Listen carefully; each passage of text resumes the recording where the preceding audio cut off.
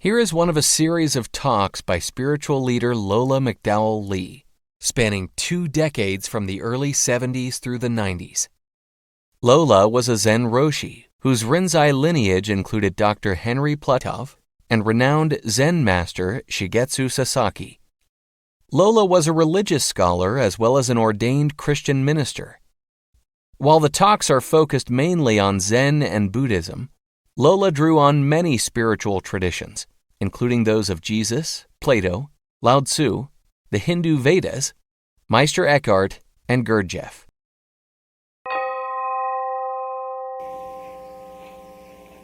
I talked a little this past week about objective self-consciousness. Because of the way we see and hear, we see things as objective. We even see ourselves as objective. It is a state of objective self-consciousness. When you say I, blah, blah, blah, blah, do you realize that when you say I, it is a concept, it is a thought, and therefore it is objective. This humanity, by and large, is in a state called objective self-consciousness. We have made an object of self, and therefore we have made object of God. We try to make objective enlightenment. And because you see all these things out here, you say those are objects. But me in here, that's subject. Not yet. I in here, as we generally view it, is also an object. You look at it and you will see that this is true. You really look, huh? So, one of the first things to understand about oneself is the difference between self-consciousness and consciousness per se. What is consciousness without you involved in it?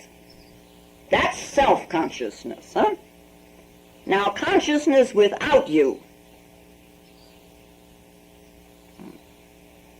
We ask very often, I ask all the time, what is consciousness? You run around saying, I'm conscious. I'm conscious of this. And I'm conscious of that.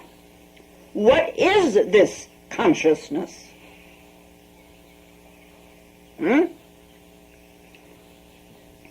Consciousness, as it is, itself, has no idea of I. It is what it is. Consciousness is our label for it.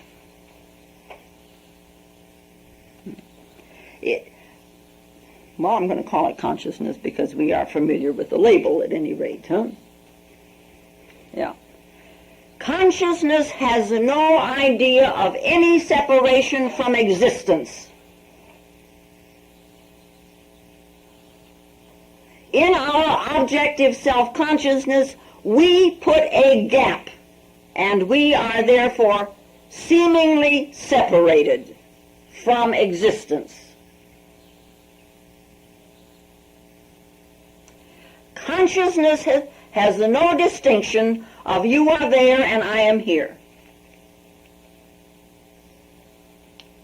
Or that I am here and life is somewhere in here as an object in me someplace, huh?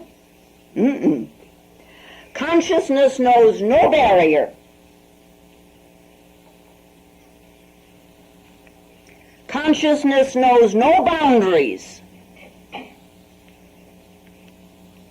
It is immeasurable and illimitable.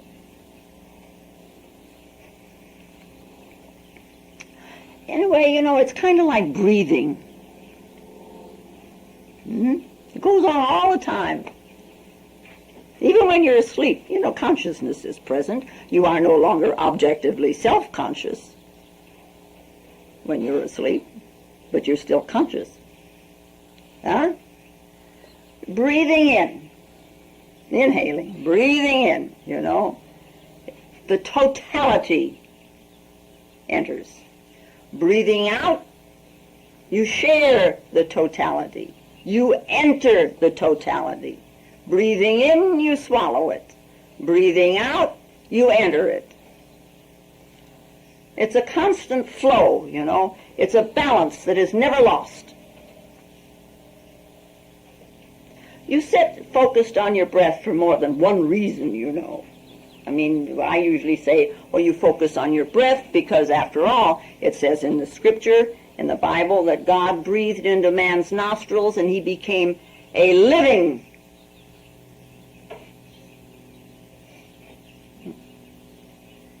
spirit. So the breath has many aspects to it, even though it's empty. In the self-consciousness, something has arisen that resists this balance, this even flow. It resists the river, as it were. And there is an old saying, don't push the river. Don't push the river. Huh? And in self-consciousness, we focus on the breathing. That's self-consciousness that is focused on the breathing. And in self-consciousness, as we walk around every day doing our daily chores, we breathe in. And we're aware of that now and then. But not the breathing out. Come to me, my little darling. Come to me. I shouldn't have to go to you. Come to me. Huh? We accumulate, regardless of what it is you're accumulating. You're accumulating words and ideas and emotions and food and you name it, huh? Accumulating. And we make boundaries. This I want to know and that I don't want to know.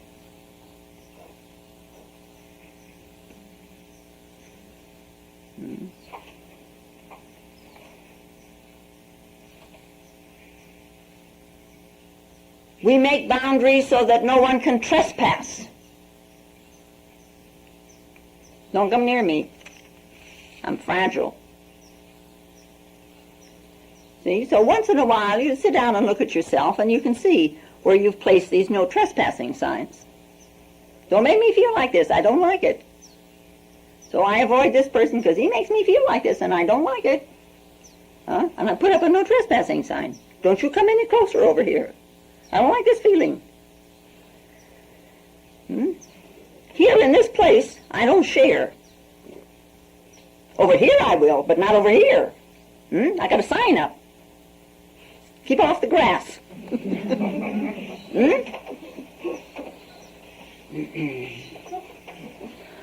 Okay, so ordinarily, usually, we're self-conscious. And one could say, now, that in a manner of speaking, to be self-conscious is to be not conscious. To be unself-conscious, or to be self-unconscious, is to become conscious. You follow that? Sure. Nod your head, huh?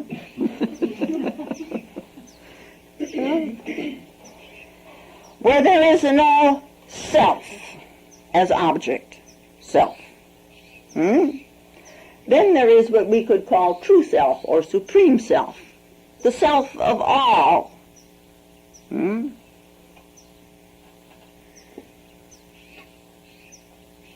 we call that a no self. Because it is not you personally, it is an impersonal self, even though it's the self. Self, well, anyway, it's kind of a bad name, but self, but we have to cope with it.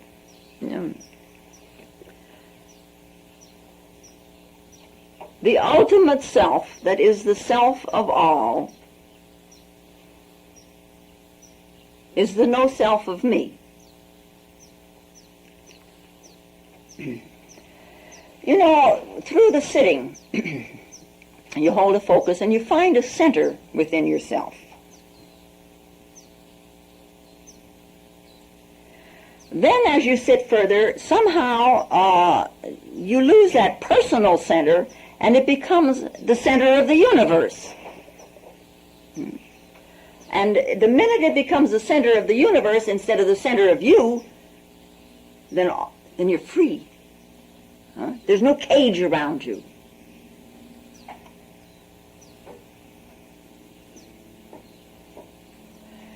In India, in the Hindu thing, they speak of Krishna.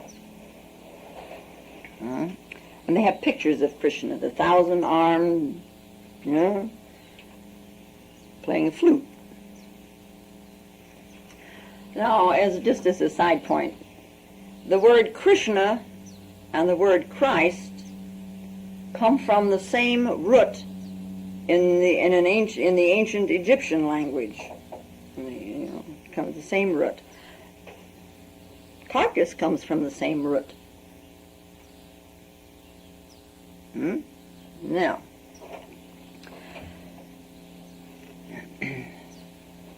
Krishna plays the flute. You've seen pictures of it, so you can call it to mind. Interesting images the Orient has. Yeah? So we could say the flute represents self-consciousness as Krishna sings through it. The flute is a passageway. Self-consciousness is a passageway for consciousness.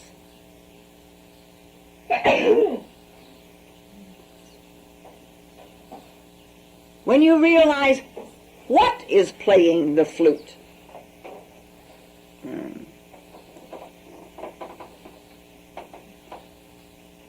the only way you can blow on a flute is for the flute to be empty. You know, there's a Zen koan about a flute. How can you play an iron flute with no holes?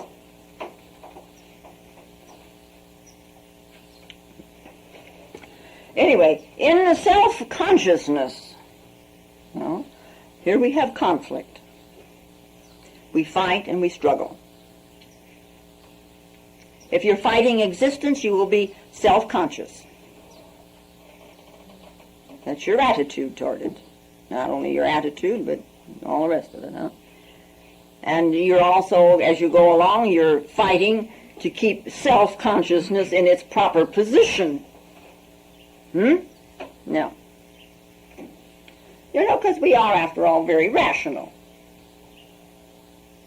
Man is rational. He's a rational animal. We pride ourselves on our rationality. Let us say, for instance, that an individual is not happy. Doesn't apply to anybody here. The person is not happy. He's miserable. And so he begins to run around and look for something that's going to make him happy. And invariably, he winds up in a religion. I mean, after all, this is going to be the supreme happiness. And then after a while, maybe he gets a little discontent with that, so he runs around and looks some more, and he finds an esoteric religion. This has happened to some people. Not to you, but it has happened to me. So, but we're looking for a way out of our miserableness. And in this esoteric religion now, we say to whoever is ahead, what can be done about my misery? We don't say it that way. We say, how can I attain?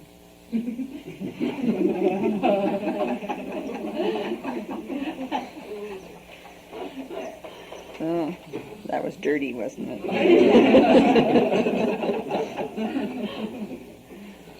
Anyway, and in a nice occult esoteric thing, this person will say, well, it's your past lives you're paying for. That's rubbish. Past lives may have made you miserable, but that was in the past life. Why should something wait until now to get even? Huh? Yeah. It's your present state that's making you miserable. You're too self-conscious.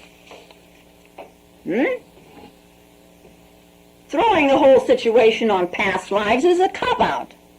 Now you don't have to think even. It's easy way out. Oh, what can I do? You know, sitting there like a dying calf in a thunderstorm. What can I do? But it seems rational. You know, the dying calf is a dying calf. You know, what's got to be done? Nothing. Nothing. Absolutely nothing.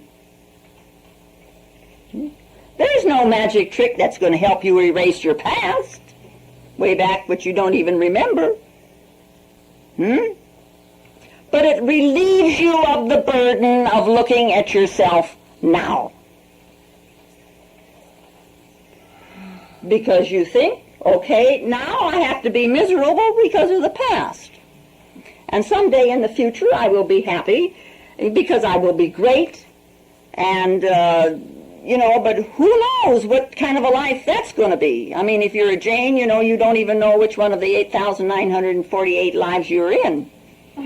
Because this is the system they've got set up. You know, you live that many lives and you've made it no matter what you've done. Yeah? But anyway, in the future you're going to be great in somewhere down there, and in the past you've been miserable. And what are you going to do about it now? You sink down into your misery. Sure. What are you going to do? You know, Hindus, you know, all the Eastern thing, you know, they throw all the misery, the responsibility of your misery on past lives. I'll tell you a secret. In the Western world, we throw it on Satan. We put it on the devil. The devil is creating traps and all kinds of snares for you to fall into, so you will be miserable. It's not me, after all, it's the devil. You know? Well, I ask you something else. Why should the devil be bothered about you? Huh? Yeah. Are you really that important? Are you really that self-conscious? You know, the devil's a very busy guy. Yeah, he's still fighting God. That's a full-time job. He doesn't need you at all. Huh? Does he? Yeah. Oh, and then I'm miserable, though, you know. What am I going to do about it? So then I go out looking, and I'm living in this modern day, and I know how to read. So, okay, I'm going to become a communist, a Marxist, you know, a socialist, whatever. And here I read that misery is all in the social structure. It's all in the economic system. So we get rid of capitalism and we got no more misery. Yeah? Well, that's one out. That's, you know. And then there are the psychoanalysts. Who they say, you know, so they say, well, your misery because of your child-mother relationship or your child-father relationship, huh? So they rationalize it all out all very well for you, and you're still miserable. Yeah? What's wrong with humanity? You know, I hear about teenagers going out and beating up little old ladies. It's sick. It's miserable. I'm going to be a little old lady one of these days. I'm going to kill something.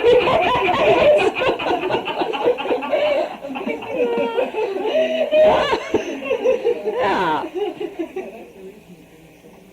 See, always a reason. Even, the teenagers getting into trouble, they got a reason. Everybody's got a reason. And it's always something else besides me. Yeah? Never you in this present moment.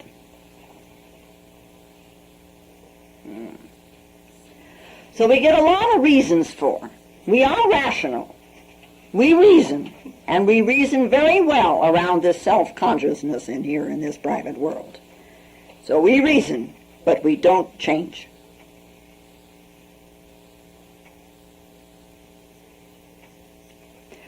Change is drastic. Change is difficult. But I'll tell you something, if you're really seeking consciousness, or the true self, or the no self, or the ultimate self, change is necessary. It's not that you're no good or anything like that, but you gotta open up something in here so it'll come out. You've got to let down some of these no trespassing signs. How else are you going to be free?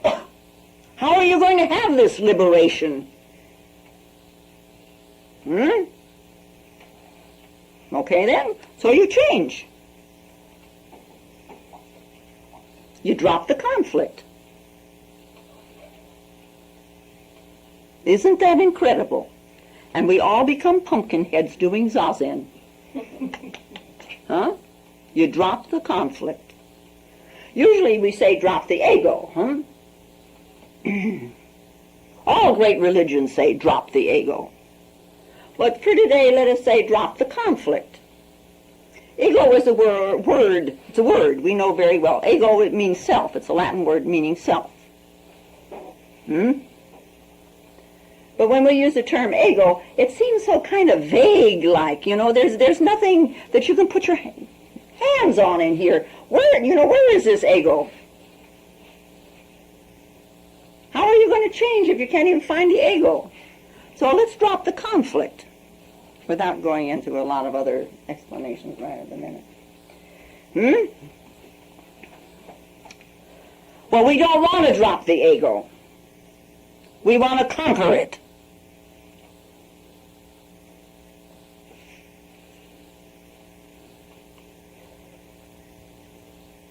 People talk about conquering nature, conquering mind, of conquering this and conquering that and conquering the other thing. I would like to know how, in the name of anything, can you conquer nature? Yeah, you're part of it. How can the part conquer the whole?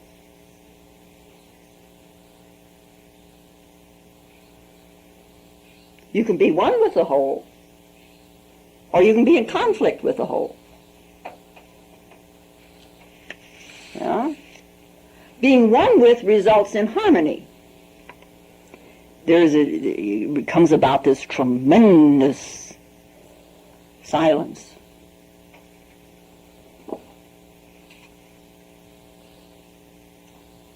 Comes a joy. Comes delight. Comes dancing. Conflict, well, you know what that represents. You've got it all the time. You've got stress and anxiety and should I do this and should I not do that? And what are you frowning about? So, ego is a function. The sense of I rises in you and in me and in everybody. Everybody along the line can say I. It comes up, and we won't go into how right at the minute, but I can do that in another day. I've done it before. Anyway, this sense of I that rises. You're about 3 years old. You begin to say I. First you say me. Yeah, and there's some people, once in a while you meet a person who has never learned to say I. I've met a couple. They can say me. They can say I. And watching how they function is quite different than so-called normal. And then there are some children, instead of saying I, they say their names. You know? When I was little, my mother would go someplace and I'd stand there and say Lola Mitt. I mean, in other words, Lola's going with. Take me with you. Lola Mitt. You know. Huh? But the I eventually rises. Yeah? That's because if it doesn't, you're in pretty sad shape. You know. But this I that does rise, it kind of hides what we could maybe say non-I, or I am, or the true I. It hides it. So we have now a pseudo I covering the real I. It becomes very evident that man cannot live without a self.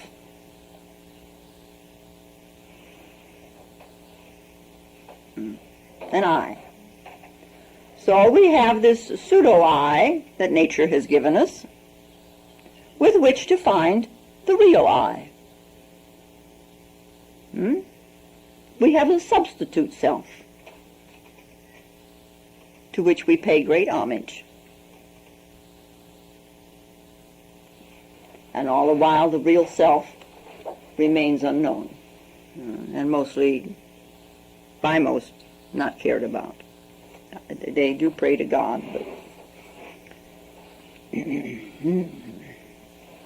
after all, how many people do you really know who are really searching? And among those who are searching, you know, for the real self, how many can say, in place of real self, or in place of God, or in place of Buddha, or in place of Tao, or in whatever word you want to use, or in place of Krishna, can they really put the word in there, no self? It takes away its objectness. But the thing is, you're not looking for an object. But then if you look, you know, you see that people by and large are looking for a grander substitute self. You know, and they're kind of disappointed in this one somehow, you know. So let me find a better one. You know, and all the while that which is for real remains hidden and mysterious. You know. The self, or whatever you want to call it, let's call it consciousness for a minute. Human intellect cannot penetrate consciousness. It is consciousness that holds intellect out here for you to use. But the intellect cannot penetrate the consciousness. You've got to drop the thought, and consciousness is present. It's the same, you drop the substitute self, and the real self is present. But somehow or another, it is so difficult to find this. It is so mysterious within us. You know, to come to know knowing. You can all sit there and say, I know, but what is knowing? The noesis itself, the noetic power. What is that knowing? And people start to look, and many of them drop out. They think they're not moving fast enough, or somebody hasn't paid them enough attention, or whatever, you know, and they drop out. Sometimes some people drop out just as they're on the verge, just on the edge of a cliff, as it were, of really knowing, and they're long gone. Maybe because they're on the cliff. One has to knock on many doors within oneself before one faces that correct door. Because, you know, it's an invisible entrance. It's called a gateless gate. So when I talk about doors and people go home and they sit and they got this door in front of them now, and they're going to go through this door somehow and find the whole thing. Well, you're the door.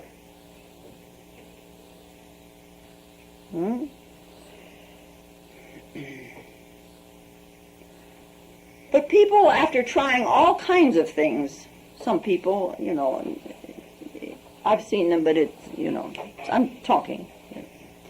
They get very discouraged that they haven't found this true self.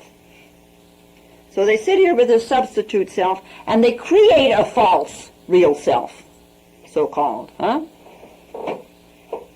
So they can go out and say, yes, I have accomplished. Yes, I have attained. To grow real roses is difficult. It is very easy to buy plastic ones.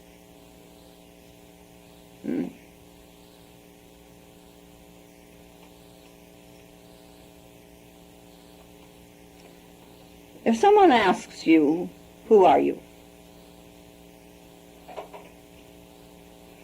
What do you answer?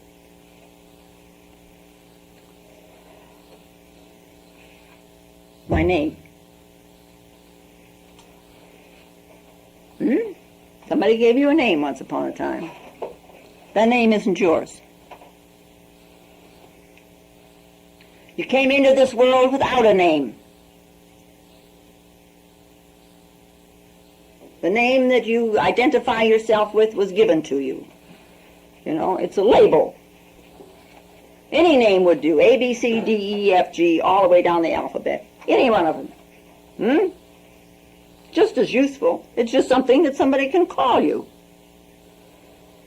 It's arbitrary. Name has nothing to do with being.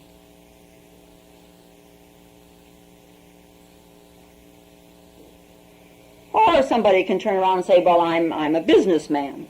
I'm an engineer. I'm a carpenter. I'm a psychiatrist. Whatever, It says nothing about you. That's how you earn a living. You're born into a particular family. That's accidental. It's a question of genes and chromosomes, huh? You could have just as well been born into any other family, and you would have never even noticed the difference. Huh? No. But through all of it, the whole gamut, each of us is a pseudo-self. That's how we function in this world. And each of us is a true self. And that's hidden. And it need not be that way.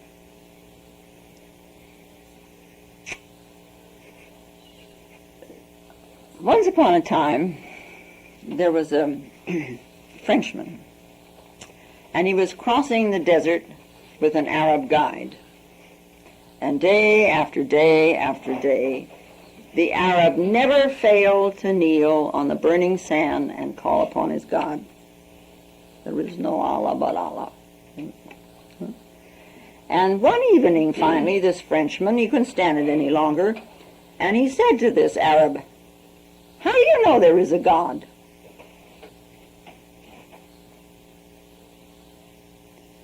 And this Arab fixed his eye on this Frenchman, and he said, "How do I know there is a God? How did I know that a camel and not a man passed last night?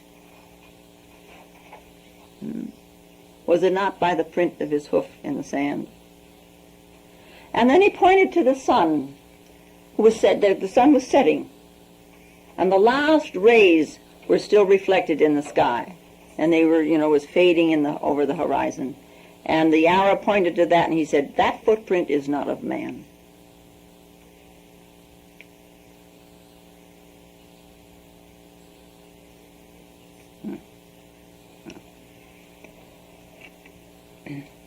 The self of you is not created by you. It is another footprint.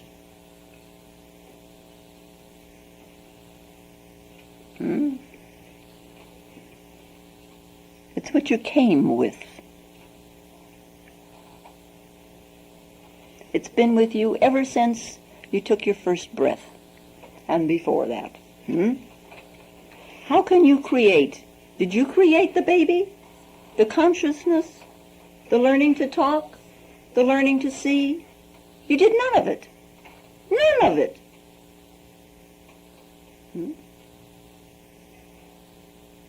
We come out of a very mysterious life source. We go back eventually to that mysterious life source. And now is your opportunity to know that source, to know your roots in God.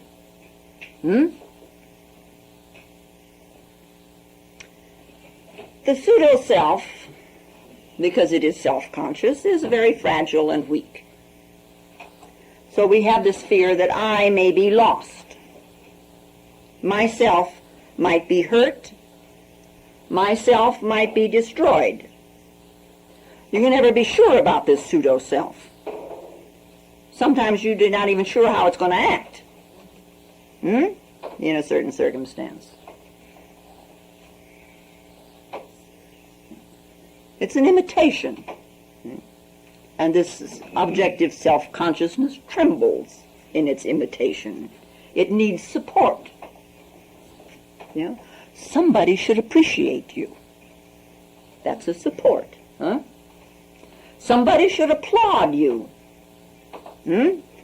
Somebody should say how beautiful, how intelligent, how well you think, how nicely you rationalize, how handsome. Right? Yeah. We need these suggestions so we can believe, yes, I am intelligent. Yes, I am beautiful. Yes, I am strong. But that comes from somebody else. It doesn't come from you. And they're just supporting you. Have you ever watched yourself when you're all alone, how much more graceful you are than when you're with somebody? Oh, and and when you sit for meditation, when you sit by yourself, how much better you sit than when a jigajitsu's watching you? You're worried about opinions. You know that you're much more innocent when you are alone. Why, you wouldn't think anything other than innocent when you're alone, And in your bathroom by yourself, you're much more childlike, you're putting on makeup or you're shaving and you make these faces, and you enjoy it. And then all of a sudden, if you're in a house with a family, you notice that the little kid is watching you through the keyhole, and all of a sudden you don't act the same anymore.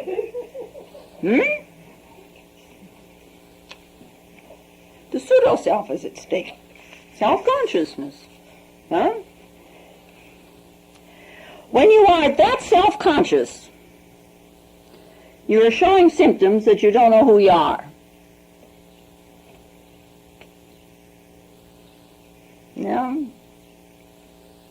So never mind what others say, really. Just look within yourself. Hard-looking, intense-looking. It doesn't come cheap. It is very dear. You have to almost, they say give up yourself. I was going to say sell yourself. But you do.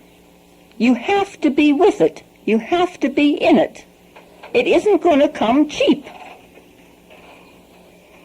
And too many people have settled for too many cheap things.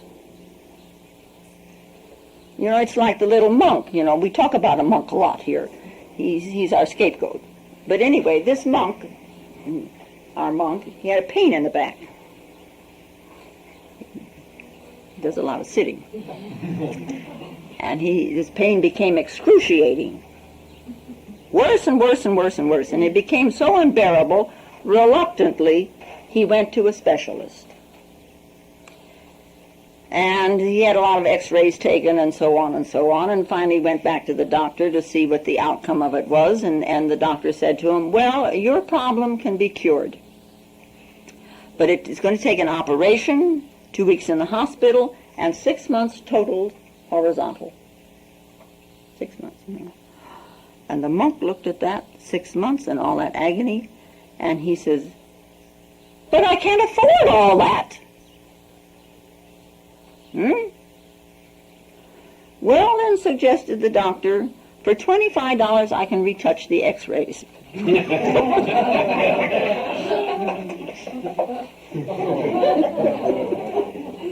don't believe it? Huh? That's cheap. Huh? At half the price. Yeah. But it isn't going to make you healthy. No.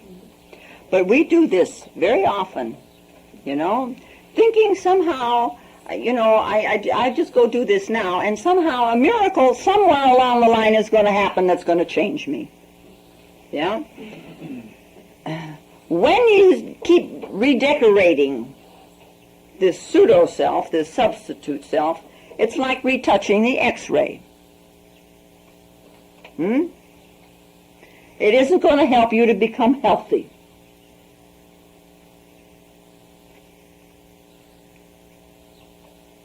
If you retouch, no operation is necessary, no cost to you, no time spent, no agony in doing the thing.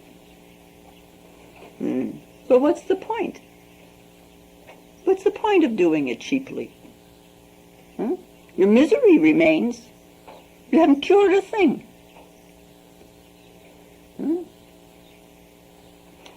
Anyway, we come to this wrestler by the name of Onami. Great waves. He was immensely strong. Yeah? Everyone is immensely strong. You don't know your own strength. You've never even tried it out. Everyone has to be immensely strong. Everyone is rooted in God. Is there a greater power? That's the ultimate strength. And there you sit. Oh, I can't do that.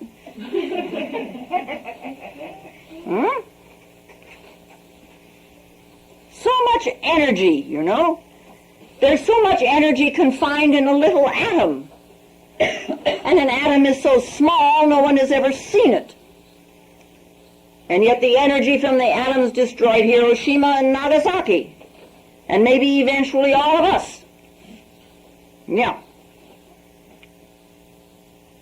But if the energy in an atom is so strong, what about man?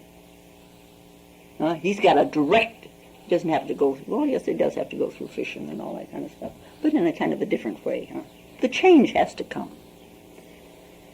Who can say about this small flame of consciousness? Everyone is immensely strong because everyone is immensely divine. We are all rooted in existence. The origin. And we tend to forget this. Maybe we forget it because we don't really know it. When we forget, we become weak and fragile and we begin to rationalize excuses. And then we begin to look for artificial ways of becoming strong. Cheap ways. So great waves. And we are all waves of this ocean. The wave theory in the Indian philosophy, this is it, they say this is all an ocean. Consciousness is an ocean, and each one is a wave of this consciousness. It rises and it creates a little foam and again. We may have forgotten the ocean, being this marvelous wave, but the ocean hasn't forgotten us. We are still in that ocean. A wave can't get up and walk away from the ocean. Even if the wave forgets, it's still the ocean. The wave, of course, is nothing but the waving of the ocean, the motion of the ocean. Right? Can you see that? Huh?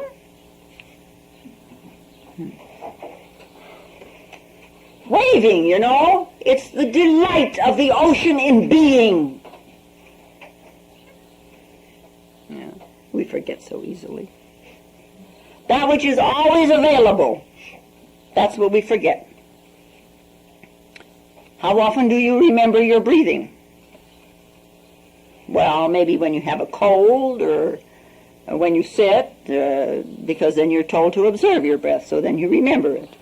And people remember God when they're in trouble. Huh? Otherwise, who remembers?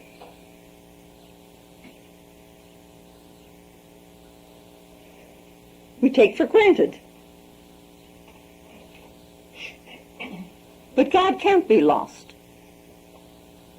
So it's difficult to remember. The fish in the ocean forgets the ocean.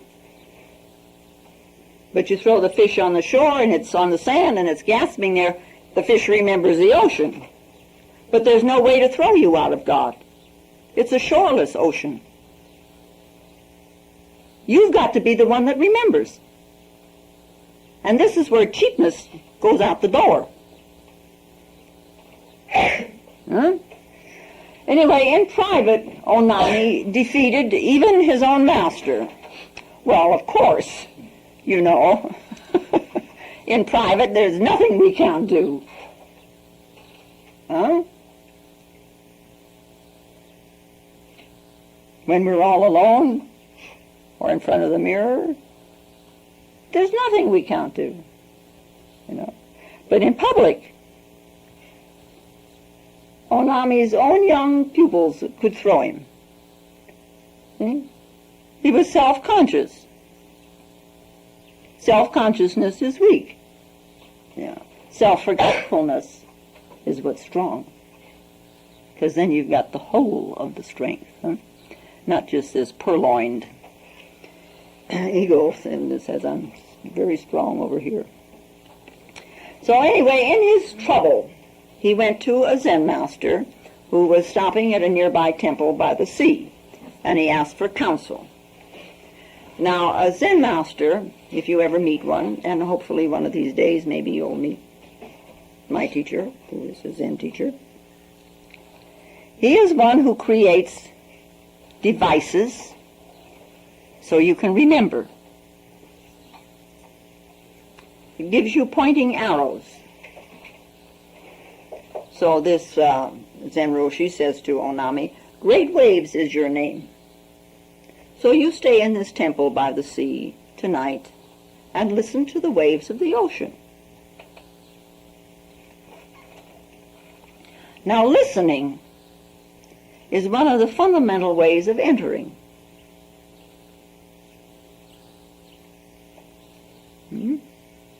Listening means you've got to forget yourself if you're really listening. If you can forget yourself, you can listen. If you cannot forget yourself, you don't listen. I mean, all this running commentary you've got going while I'm talking, that's not listening. That's your own running commentary. Yeah? It's got nothing to do with me. Yeah. If you're self-conscious about yourself, that's the commentary. And so then you kind of pretend that you're listening. Something gets in a little bit, and I don't agree with her, and something else gets in a little bit, and 5 minutes later you hear something else, and you haven't heard what I said at all. And not only that, you take the words and you make out of them what you want to make out of them. You're still not hearing what I'm hearing. Right? You all know that. Some once in a while you nod your head, sometimes you say yes, and sometimes you say no, but you're not listening.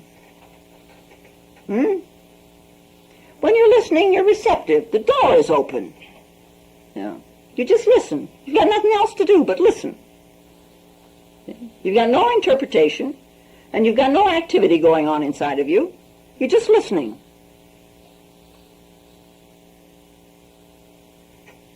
Can you do that for minutes?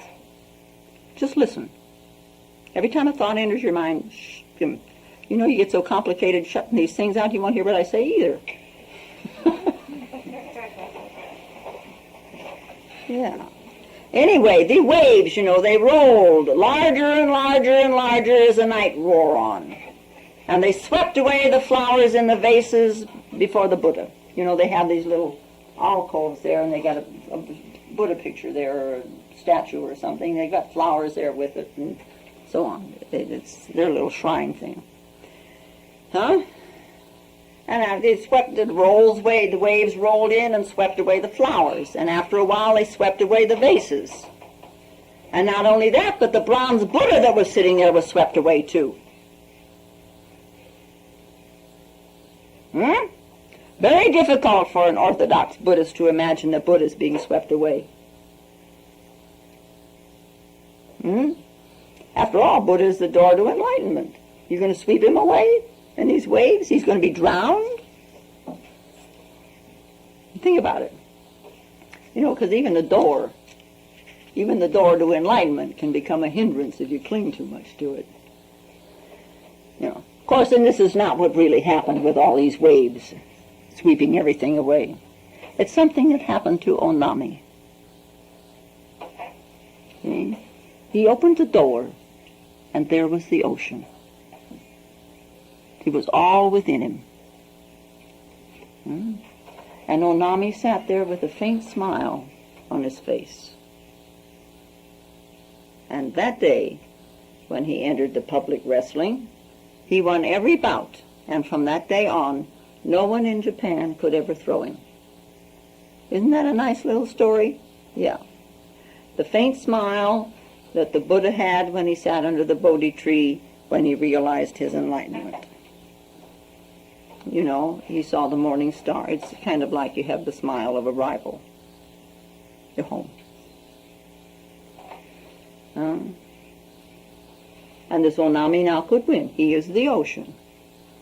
How can you defeat an ocean? You can defeat some waves, but you sure can't defeat an ocean. Yeah. So don't be like a leaf, you know, on a tree trying to live on its own and fighting the tree and fighting the other leaves and fighting the roots and thinking this whole world is inimical. It isn't. We're pumpkins. We're just leaves on a tree. And it's a great tree. You can call it whatever name you want, but we're small leaves on an infinite tree of life. Yeah.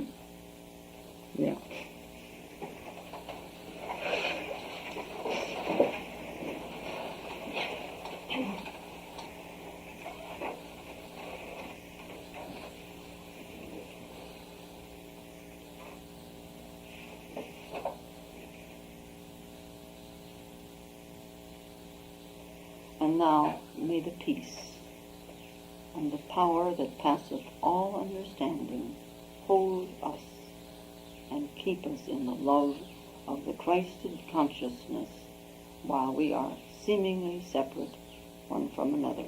And I thank you very much. If you find Lola's talks valuable, more will be posted in weeks to come.